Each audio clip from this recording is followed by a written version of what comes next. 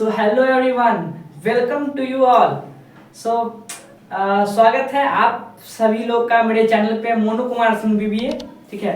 So first of all, how are you all? कैसे हैं आप लोग? ठीक है। सो मैं आशा करता हूँ, I hope that you all are fine. मैं ऐसा करता हूँ कि आप सभी लोग बहुत ही बेहद ही अच्छे होंगे। ठीक है। सो भाई, आज हम आपको क्या पढ़ाने वाले हैं? सॉरी, आज हम आपको क्या पढ़ाने वाले हैं? आज हम आपको पढ़ाने वाले हैं कि फर्स्ट ऑफ ऑल मैंने आपको प्रीवियस लेक्चर में क्या पढ़ाया था, जरा थोड़ा सा रिकॉल कर लेते हैं। ठीक है, एक मिनट के लिए। ठीक है।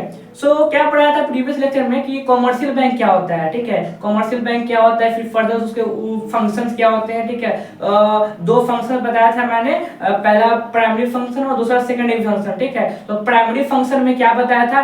प्राइमरी फंक्शन में बताया था कि एक्सेप्टिंग डिपॉजिट, ठीक है, और प्रोवाइडिंग लोन्स एंड एडवांसेस। और उसके बाद सेकेंडरी फंक्शन में बताया था आपको कि जनरल सर्विसेज, एजेंसी सर्विसेज। ठीक है। सो वही प्राइमरी फंक्शंस जो एक्सेप्टिंग डिपॉजिट बताया था, उसी को उसके बाद भी मैंने आपको बताया था कि डिपॉजिट कितने प्रकार के होते हैं। डिपॉजिट 3 प्रकार के होते हैं।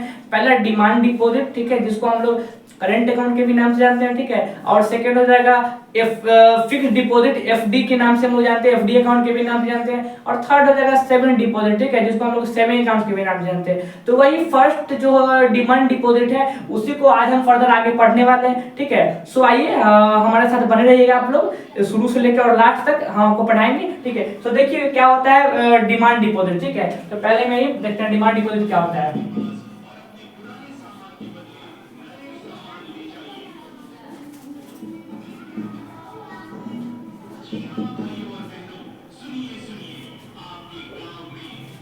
ठीक है। सो बेसिकली डिमांड डिपॉजिट होता क्या है? ठीक है, देखिए यहाँ पर पहले हम यहाँ पर डेफिनेशन लिख देते हैं। ठीक है, उसके बाद आप लोग आपको हम यहाँ पे एक्सप्लेन करके बता देंगे अच्छे से। ठीक है। सो देखिए,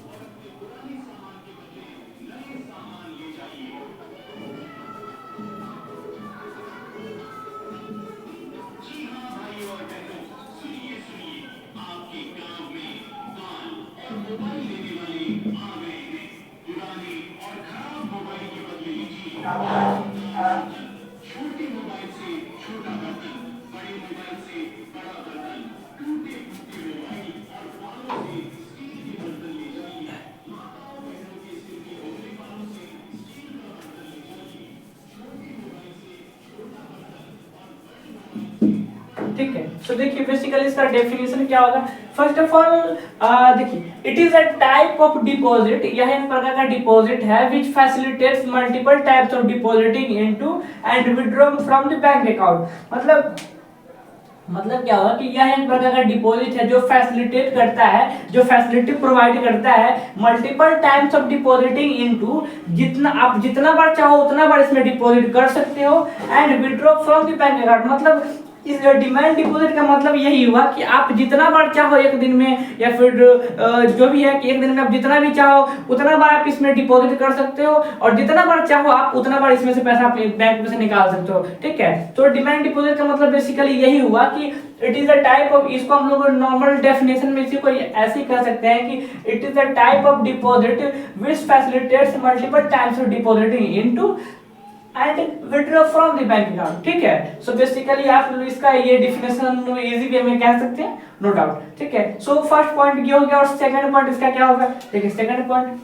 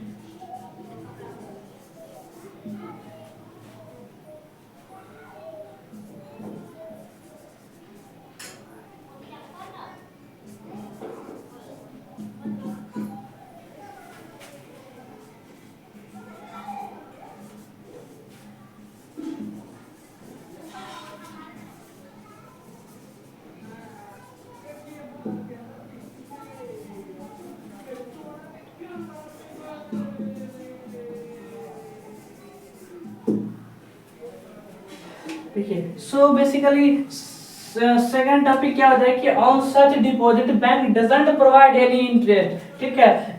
ऐसा डिपॉजिट पे बैंक जो है वो किसी भी प्रकार का इंटरेस्ट आपको मतलब नहीं देगा, किसी भी प्रकार का इंटरेस्ट प्रोवाइड नहीं करता है, ठीक है। If any bank provide interest, अगर कोई बैंक अगर देता भी है so it provide a very nominal rate of interest, ये बहुत मतलब न के बराबर, न के मात्रा के बराबर एकदम ये प्रोवाइड करता है, ठीक है। सो बेसिकली सिंपल जान लीजिए कि ये कोई आपको इंटरेस्ट प्रोवाइड नहीं करेगा, ठीक है। जैसे आप सपोज दैट मान लीजिए, जाहिर सी बात है कि भाई आप पैसा सपोज दैट 1 लाख या फिर 50,000 जो भी आप अकाउंट में रखिए और फिर उसी को 2 बार 4 बार आप ट्रांजेक्शन कर रहे हैं, मतलब डेली लाइफ यूज के लिए ये करंट अकाउंट सही है, ठीक है। उसी को रख रहे हैं फिर निकाल रहे हैं, तो बैंक क्या ही आपको इंटरेस्ट प्रोवाइड करेगा, ठीक है। ये तो मतलब जाहिर सी बात है, ठीक है। सो करंट अकाउंट पे जो है वो बैंक कोई भी इंटरेस्ट प्रोवाइड नहीं करता है, कोई भी आपको इंटरेस्ट नहीं देगा, ठीक है। सो और ये 2 पॉइंट हो गया, और थर्ड पॉइंट क्या होगा आपको बताने वाले हैं। सो बेसिकली अगर आप लोग इसको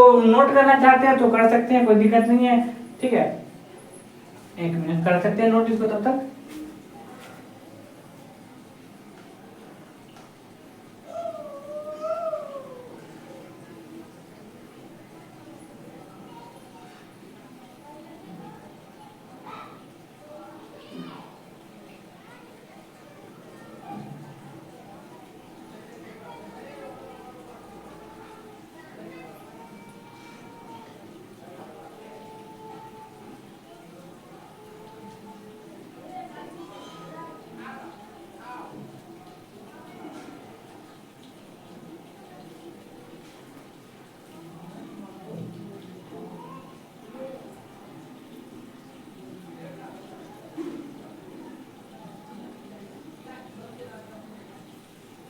ठीक है। सो आई होप कि नोट हो गया होगा, ठीक है। सो इसका थर्ड पॉइंट क्या होगा हम लोग देखेंगे अभी, देखिए।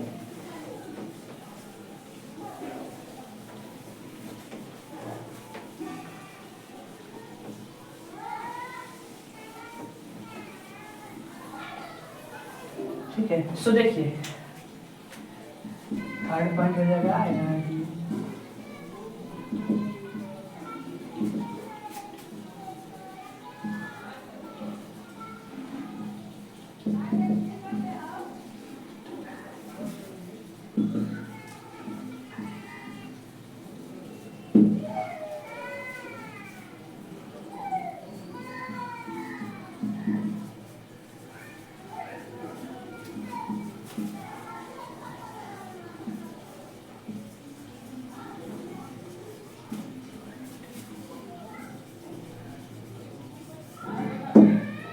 सो देखिए बेसिकली थर्ड पॉइंट क्या होगा कि it is maintain by a business with a bank, या किसके द्वारा मेंटेन किया जाता है, ये बिजनेस के द्वारा मेंटेन किया जाता है, बिजनेसमैन के द्वारा मेंटेन किया जाता है, ठीक है। और फोर्थ पॉइंट है कि it is also known as current account, इसको हम लोग लास्ट क्लास में बताते हैं कि इसको हम लोग करंट अकाउंट के भी नाम से जानते हैं, ठीक है। सो बेसिकली ये 4 पॉइंट हो गया डिमांड डिपॉजिट का। आप लोग 4 पॉइंट्स लिख सकते हैं, आप अपना नॉर्मली अपने लैंग्वेज में, कोई दिक्कत नहीं तो अपने लैंग्वेज में ही लिखना है। सो ये कोई बड़ा नहीं है, आप लोग खुद से भी इसको प्रिपेयर कर सकते हैं और लिख सकते हैं, ठीक है। सो ये 4 टॉपिक डिमांड डिपॉजिट के बारे में इनफ है, ठीक है। और ठीक है, सो अब नेक्स्ट क्या होगा, सेकंड में क्या होगा, फिक्स्ड डिपॉजिट, एफडी अकाउंट के नाम से जिसको हम लोग जानते हैं। सो बेसिकली अब हम लोग पढ़ेंगे क्या, फिक्स्ड डिपॉजिट, ठीक है। तो आइए देखते हैं फिक्स्ड डिपॉजिट क्या होता है।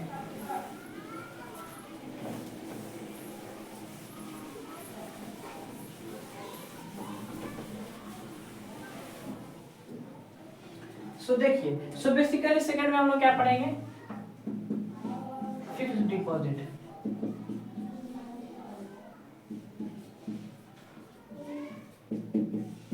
ठीक है।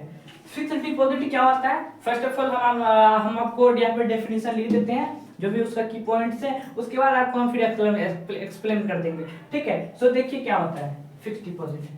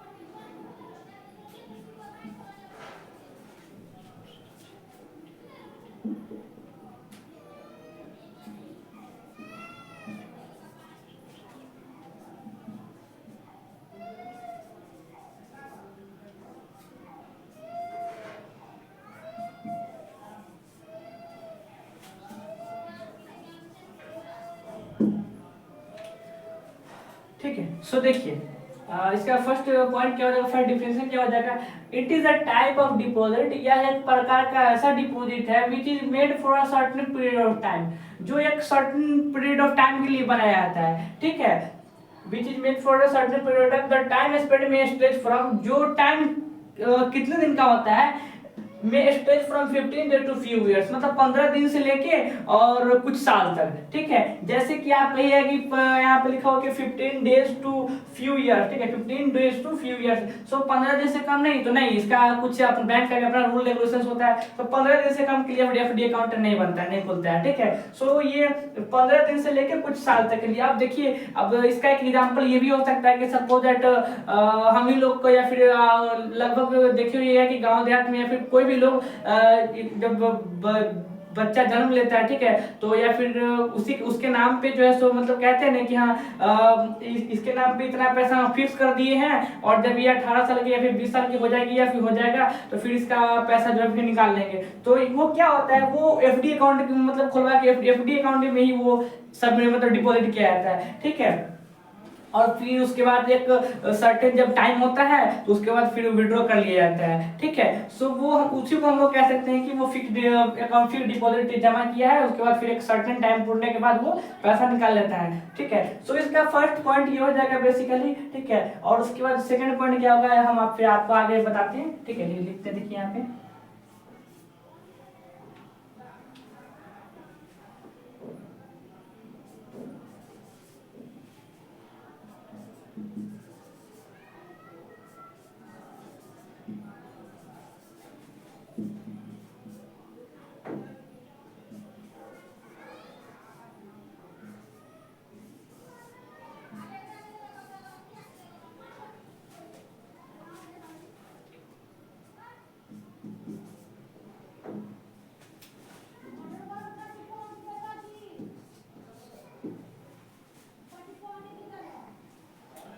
सो सेकंड पॉइंट क्या हो जाएगा, सेकंड पॉइंट ये हो जाएगा कि दिस दिस टाइम या फिर that time, so this time period is also known as lock in period, ठीक है। इस टाइम पीरियड को हम लोग लॉक इन पीरियड के भी नाम से जानते हैं, ठीक है। सो ये हो सकता है मे बी कि आप लोग एग्जाम में ये ऑब्जेक्टिव क्वेश्चन से भी आ जाए कि हम लोग लॉक इन पीरियड किस डिपॉजिट के नाम से जानते हैं, ठीक है। लॉक इन पीरियड किस डिपॉजिट का एग्जांपल होगा, किस डिपॉजिट का नाम है लॉक इन पीरियड, ठीक है। फिर FD account is also known as, मतलब यहाँ पे ऑप्शन दे देगा ये वो दिस लॉक इन पीरियड रहेगा तो आपको पता रहेगा तब तो, ठीक है। So this time period also known as lock in period, मतलब क्या होता है कि लॉक, उसको पैसा जो है वो लॉक हो गया एक सर्टेन टाइम के लिए, ठीक है। एक सर्टेन पीरियड ऑफ टाइम के लिए वो पैसा लॉक हो गया हमारा, उसमें से फिर अगर हम चाहें तो हम उसको विड्रॉ नहीं कर सकते हैं, ठीक है। तो इसलिए हम उसको क्या बोलते हैं, इसको किस नाम से जानते हैं, लॉक इन पीरियड के नाम, लॉक इन पीरियड के भी नाम से हम लोग जानते हैं, ठीक है। सो आइए इसका अब अगर आप लोग इसको नोट करना चाहें तो नोट कर सकते हैं, नो डाउट, ठीक है, कर सकते हैं नोट।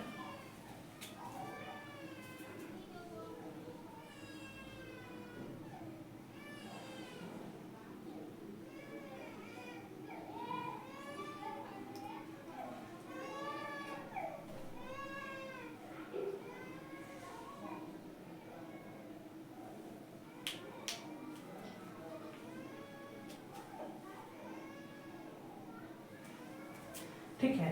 सो दो पॉइंट हो गया और एक पॉइंट और है इसका बताया थे, आप लोग लिख सकते हैं, नो डाउट, ठीक है। देखिए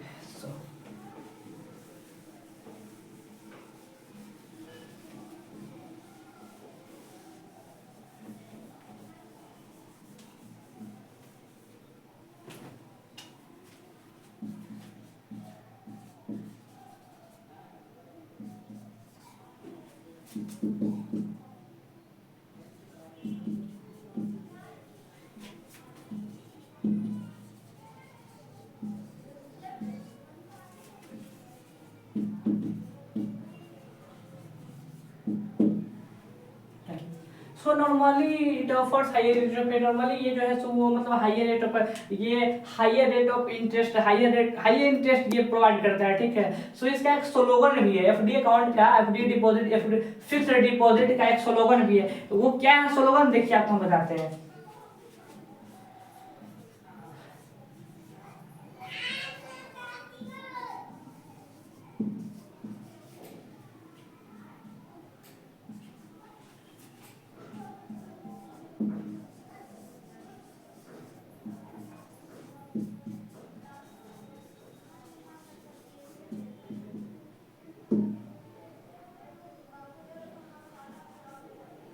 तो देखिए बेसिकली इसका एक स्लोगन है, अपना स्लोगन है फिक्स्ड डिपॉजिट का अपना एक स्लोगन है। क्या है slogan? Longer the period higher the interest. मतलब क्या कि आप जितने ज्यादा टाइम के लिए आप पैसा उसमें फिक्स्ड डिपॉजिट में रखोगे उतना आपको ज्यादा इंटरेस्ट वो प्रोवाइड करेगा, ठीक है। So basically fixed FD account जो है वो higher rate of interest provide करता है, ठीक है, हायर इंटरेस्ट प्रोवाइड करता है। सो इसी के लिए इसका एक स्लोगन क्या होगा कि longer the period higher the interest. जितना ज्यादा दिन के लिए आप पैसा रखोगे उतना ज्यादा आपको हम इंटरेस्ट प्रोवाइड करेंगे, ठीक है। सो बेसिकली फिक्स्ड डिपॉजिट का ये 3 टॉपिक मतलब ठीक है, आप लोग इसको ये नोट कर सकते हैं, पॉइंट कर याद कर सकते हैं, लिख सकते हैं, कोई दिक्कत नहीं है। नॉर्मली 3 पॉइंट्स इनफ है, ठीक है। सो बेसिकली अब थर्ड डिपॉजिट क्या होगा? डिपॉजिट का टाइप थर्ड क्या होगा? सेविंग डिपॉजिट, जिसको हम लोग सेविंग अकाउंट्स के भी नाम से जानते हैं, ठीक है। सो आइए इसके बाद हम लोग पढ़ते हैं सेविंग डिपॉजिट्स क्या होता है, ठीक है। सो देखिए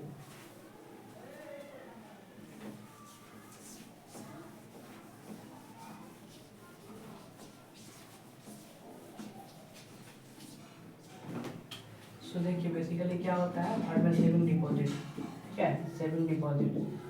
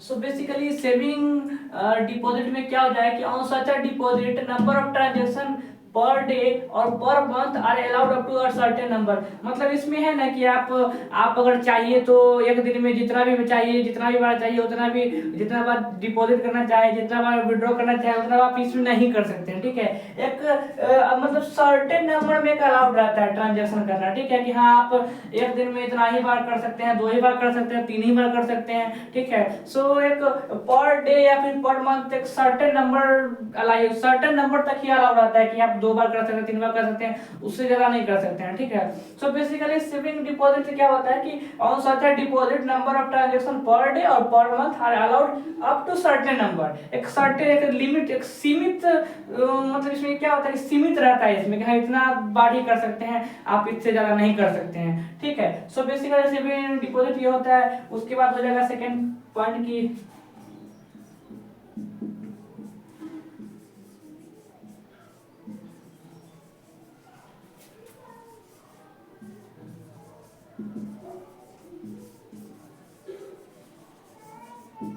ठीक है। उसके बाद second point is also saving account. आप लोगों को हम पहले ही बता दिए थे कि इसको हम सेविंग अकाउंट के भी नाम से जानते हैं, ठीक है। सो बेसिकली अगर आप लोग चाहे तो इसको नोट कर सकते हैं, ठीक है। देखिए तो हम फिलहाल आप नोट कीजिए इसको, ठीक है।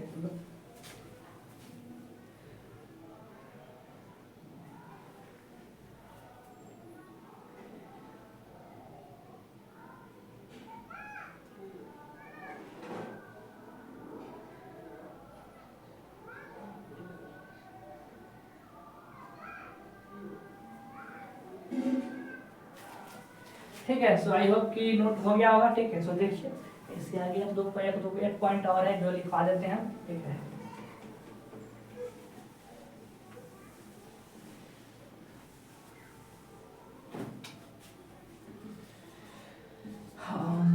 डिपॉजिट